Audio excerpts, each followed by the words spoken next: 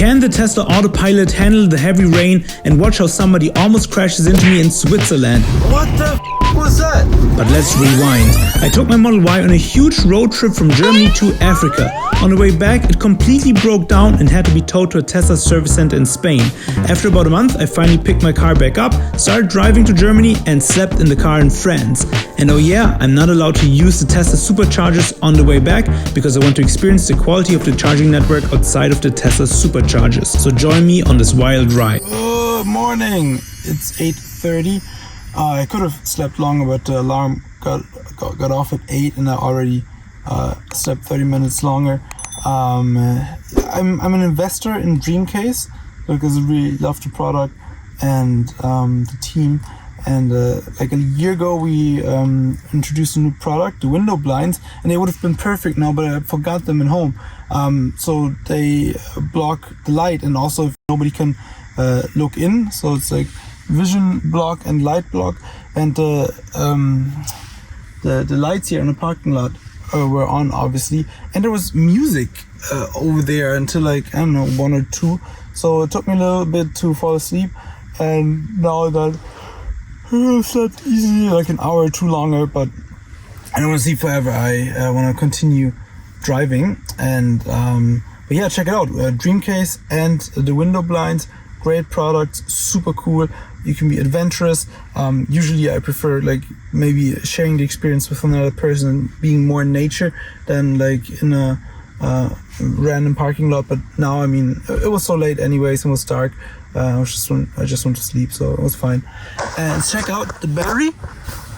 We got 58. Yeah, 58%. So I lost 12. And now obviously the superchargers are looking sexy there to charge up. But I will continue my experiment without superchargers. And I will check out the hotel. Maybe they have a breakfast buffet where I can book myself into. I drove 10 minutes, decided to be smart. I looked at my charging app, and this place is supposed to have a charger. So I was like, let's eat breakfast while I can charge. Whoa! Okay. Nice. Cool.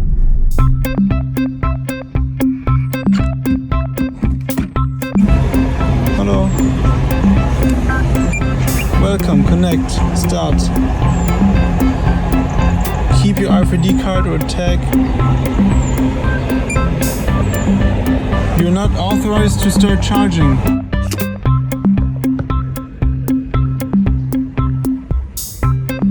I saw all these charging stations, super happy about it, but they're so new that they're not in my charging app, so only this triple charger is. And then I don't know why, but it just wouldn't activate, so I used my physical card from another brand, and then it worked. So it's good to have a physical backup, and I obviously have one where I don't have to pay a monthly fee only when I use it. And so this is today, but yeah, I'm charging, and then I will go for breakfast here. And as you can see, they're just opening this charging park, so these stations are not in my German charging apps. And over there, you don't see it, but let's walk there. This is where the charging station building, I guess, started a couple of years back, but this is this one doesn't work. See, out of order, charger out of order. This one doesn't work anymore, but over there they're building a bunch of new ones.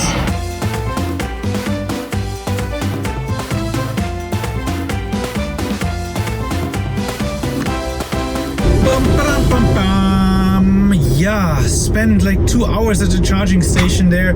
Had to do something on the computer. Not ideal. I mean, I'm in a great driving mood, but like the laptop calls me regularly. So anyways, I'm driving. The weather's a little cloudy here, I charged the car to 100%, so now I still have a lot of energy left. And there's this new statistic analysis. The car tells me I've used 281 kilometers this last charge, and that's almost 70 kilometers more than the car expected me to use. So I've been going a little fast, like 130 for most of the time, and was going uphill sometimes, and yeah, so I guess I consumed more than the car thought I would. It is what it is. And now there was a little phantom brake, little random brake. I'm not sure if you saw it in the video, but I felt it. The car just went down from like 95 to 85 for no reason, and you know, gotta be alert. But then the car accelerated before I stepped on the pedal. Yeah, the autopilot, I mean, it's not horrible, that would be an exaggeration, but it's not perfect, you know, it really isn't. I mean, it never has been, but I wish that it would get better faster than it has. I mean, I've been driving a Tesla for like 6.5 years, and sure, it's gotten better, but I would have expected it to be better at this point, to be honest. I think it's kind of disappointing, the state of the autopilot, considering also the high expectations Tesla always sets for autopilot and the promises that they make. I feel like it should be better by now. And I'm not saying it's horrible, it's not bad, it's one of the best systems in the industry, but I think it should be better by now. Wow, now it's raining strongly. That's a good test for the autopilot. Now it can prove itself worthy. Yeah, it's vision based only now, so let's see how good it can see through the rain. Hey, it's not dark. It is, I mean, it was like super sunny 2 hours ago. Now this is obviously not so nice anymore, but you know, it's not like it's at night. That's not what's going on here. So also we're going slow-ish, 110. Yeah, well, not so nice. What can we do? Let's just keep grinding it out and see if autopilot can handle it.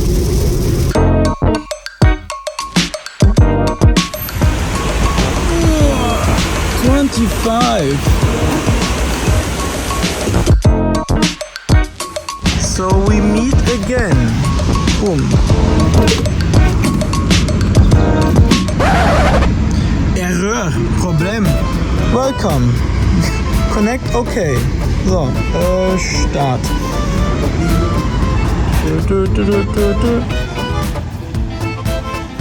Preparing to charge, setting up communication with the car. So, same type of charging station. This time they are online, they're working, and I start them with my app. Now the car charges super fast, and I will eat food, hungry.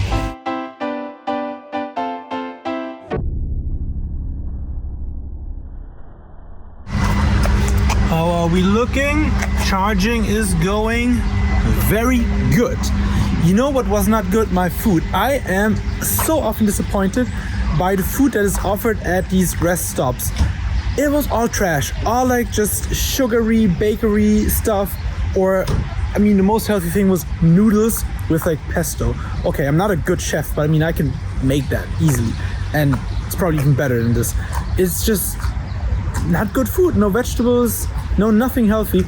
That's just sad. I really think these rest stops should offer more healthy food. Same in Germany. And another thing that people, EV drivers, oftentimes have conversations about is if there should be a roof over charging stations. In my opinion, I think it's overrated. It's not that important. Charging, first of all, it doesn't take that long. You just go out the car, plug in, done. You can get back in the car if it's raining. And it maybe rains 10, 15, maybe 20% of the time. Like all the hours in a year, how many of these hours are rainy? Not that many. Even on a day like this, where it's raining like a lot, most of the time it's not raining. And this would be considered a very rainy day. And probably 18 out of 24 hours it's not raining. And still we would say that's a very rainy day. So it's just not raining that often.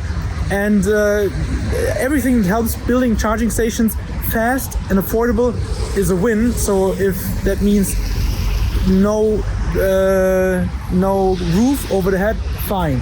Or maybe make this happen, like this tent construction, never seen before. Like, kind of sad. Like, why do the other parking spots have the tent, but the EV drivers don't have the tent? Now I'm kind of jealous. I want the tent.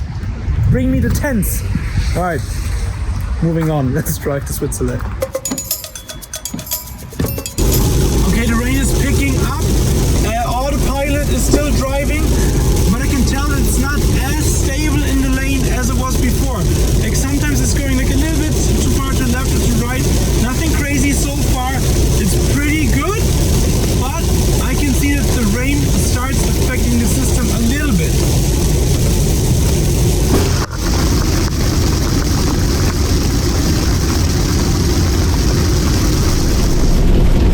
loud it's hard to listen to my audiobook even.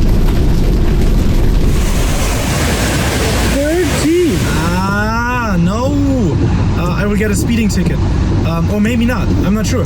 I mean, it did flash, was 90, like a construction zone, and I was like doing 98, 99, nothing crazy. But I'm not sure how much it would cost. In Germany, that wouldn't be expensive. It would be like 20 bucks, 25 maybe. But yeah, maybe it's different in France. Maybe they're even too lazy to send it to Germany. That's my hope. The border to Switzerland. Charging station next to the hotel. Warning. There will be significantly less energy available from your battery if it gets colder. We recommend charging now. Alright? Bet, let's do it. I have to charge enough so I can drive for 250 more kilometers, and I don't want to charge again. And it's gonna be interesting how the autopilot will handle itself when it's raining and dark. So far it's been raining, but wasn't dark really. But now during the night, let's see how Tesla Vision works.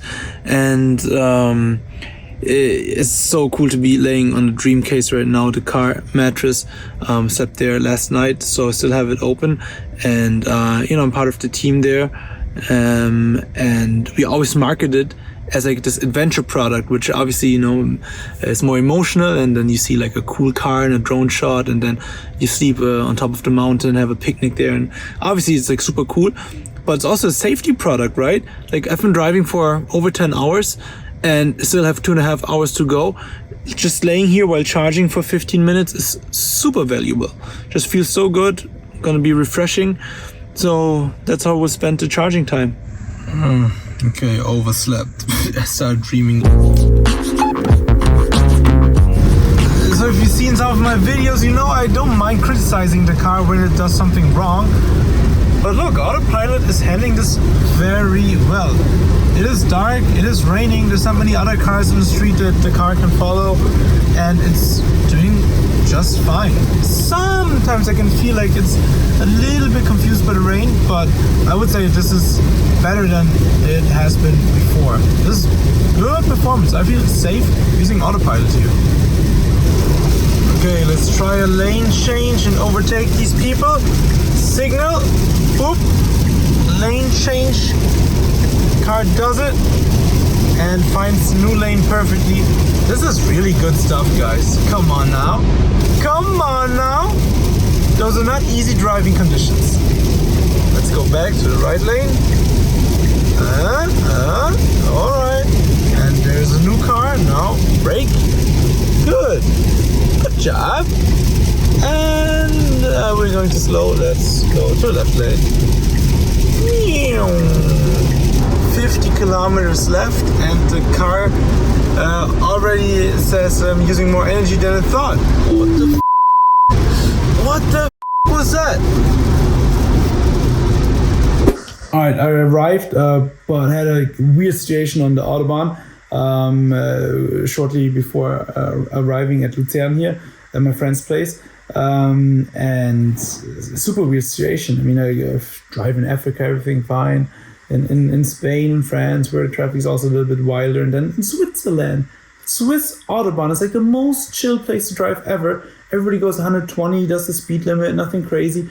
But then this guy or girl just maybe had a problem with the car and then got fixed or whatever and starts driving again.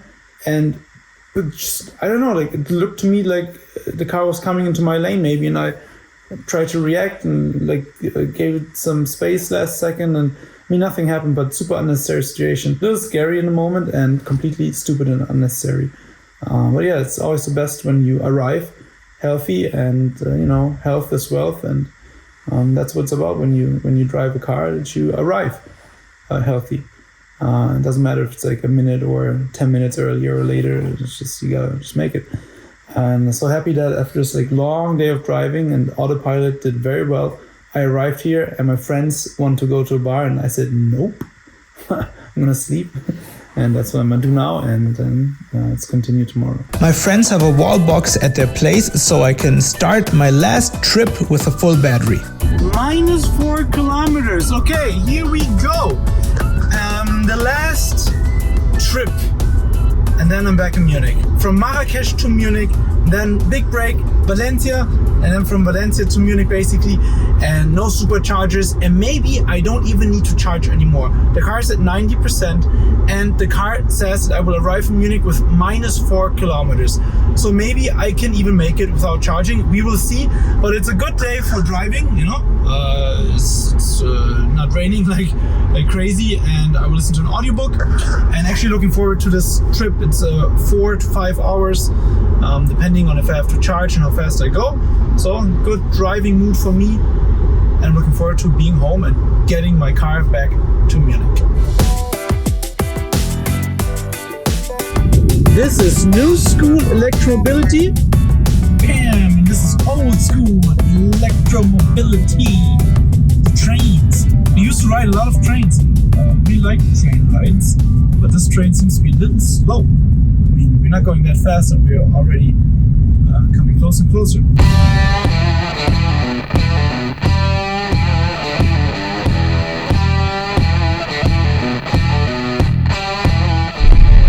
Yes, back home, Germany. Here's something that changed for the worse. Autopilot now is limited to 140. So it used to be that you can do 150, and of course you can do less, but you cannot go over 140. So, I mean, obviously 150, 140 is not like a huge difference. But for instance, now I'd rather be driven with 150 because I want to go fast, because, you know, why not? And then make the charging break and go to the bathroom. So 140, 150, yeah, whatever, sure. But I mean, it's worth mentioning that now you're limited to 140, which I understand only in Germany is that even a thing. But I am German, and I am in Germany. So I want my 150 back. There you have it. I mean, I still can go fast myself, but I mean, you know, just saying. Since I was enjoying myself a little bit too much on the German Autobahn, there was no speed limit, I have to charge. I cannot make it without charging, but it was a cool charging stop. I met an old man who took his son's electric car for the first time and wanted to charge it, so I helped him a little bit, had a nice conversation, and then drove the last 100 kilometers back home to Munich, to my beautiful hometown. I am back in the office. So from Munich to Africa, from Africa to Munich. And I want to talk about these 3 things to finish it off: autopilot, charging stations, charging time, and I will tell you if I recommend doing this trip, if I would do it again. So autopilot. I mean, in general, it really does help. It is a great system. It makes driving easier. But overall, I am a little bit disappointed because of the phantom brakes, the rain sensors, so the wipers, they go crazy sometimes. When I first started driving Tesla almost 7 years ago, autopilot did improve over those 7 years, but I think most people, including Tesla itself, thought that the development would be even faster and better. So it's kind of mixed feelings, but more positive than negative. Charging stations. When I drove electric cars here 7 years ago in Germany, it was really tough. There was not many charging stations, and in the south of Europe, it was horrible, and probably in Morocco there were none, and now it completely changed. In Germany, the charging infrastructure is so much better than even Germans give it credit for, because they have maybe the charging station, the amount of charging stations from like 3 years ago, 4 years ago in their head, but there's been so many new ones. And also in France, in Spain, you can just drive easily with an electric car and find fast chargers across the highways. It's been really good. And also in Morocco, sure, it's not as good as in Germany or the south of Europe, but if you make an effort, you will find charging stations, not the 300 kilowatt ones, but 50 kilowatts or slow chargers. You do find them. It's incredible. It does work. And then the charging time, I think that's really interesting. So it's been a little bit over 3,000 kilometers, and I charged 8 hours in total on the way back. So you could say, oh, that's a lot, 8 hours. But I looked at it, and I look at it that way. Usually the car waits for me. So most of the time I'm still eating food, I'm checking the phone, I play basketball, and the car is already ready to continue the road trip, but I'm not ready. So effectively, because most breaks I would have done anyways. I need to eat, right? I need to relax. I need to take a break. So it's not really 8 hours of effective charging time. It's more like a few hours. So on such a long road trip from Africa to Germany, it does not matter at all. You can easily do it in an electric car, and you don't lose significant amount of time. It was so cool. Before taking this trip, I was afraid a little bit, I must admit it, especially before we crossed over from Spain to Morocco. I was somewhat considering the night before in my bed, why don't we just, it was such a good road trip until here, let's just continue driving to Portugal. Why do this Africa thing with the electric car? It's kind of crazy. I'm so glad that I did it. Morocco is such a great country to travel. It's safe. People are super friendly. The infrastructure has improved so much over the last years. Yeah, I would do it again. It was a beautiful trip. Very beautiful trip. Thank you for being part of it. Thank you for checking out the videos. If you want to see more videos of this road trip, you maybe only saw this one, there's a link to the playlist. And yeah, I'm looking forward to the next big electric car adventure. See you.